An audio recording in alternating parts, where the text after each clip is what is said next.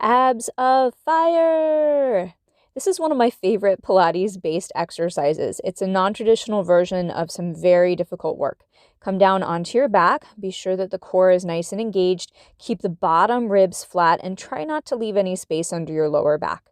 Bring one knee up to a tabletop position at a time, heels the same height as your knees, and then move the knees away from your navel until you feel just the start of your lower abs engaged. Heels and knees stay the same height. That's very important. That's what makes this different.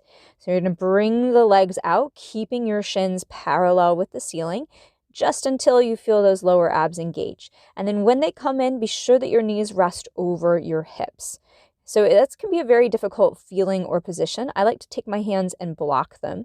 If the palms of the hands are up at the height of the kneecaps, generally that's about your pure tabletop position. It will feel way out there though, so be prepared to feel a little extra work from that.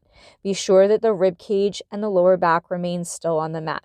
If they don't, I want you to give a try to variation number 2, which will help you keep your back flat, but also work your core a little harder. Hug the knees to the chest, and we'll give that one a try. So abs 2.0 offers some challenges, but also a little bit more help. From your knees hug to chest position, lace the fingers behind the head, press your skull back, and find that perfect tabletop distance again. We're still keeping the shins parallel to the ceiling, heels and knees the same height, but here you're in an upper ab curl or a chin to chest position if you're talking classical Pilates.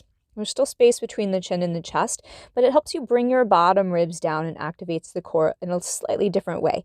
This can be easier for people, except it is a little bit more exertion. So we're doing 8 to 10 or even 20 of each of these types if you can. Finish off your set by hugging the knees to the chest, placing the head down. You can even turn the head side to side. And now it's time for the obliques. This is the hardest variation. Be sure you've mastered the first 2 before you add this one on. Take the hands, lace them behind the head, press the skull back. It activates the neck and the core a little bit more deeply, and find your starting position. Legs go forward. As you exhale, bring them in, keep the hips stable, and cross opposite elbow to knee. Now you can see I'm not letting my back elbow go wide. I'm keeping my elbows the same width, which is really encouraging that twist to come from my waist. I have a big challenge when the legs and head both go back a little bit.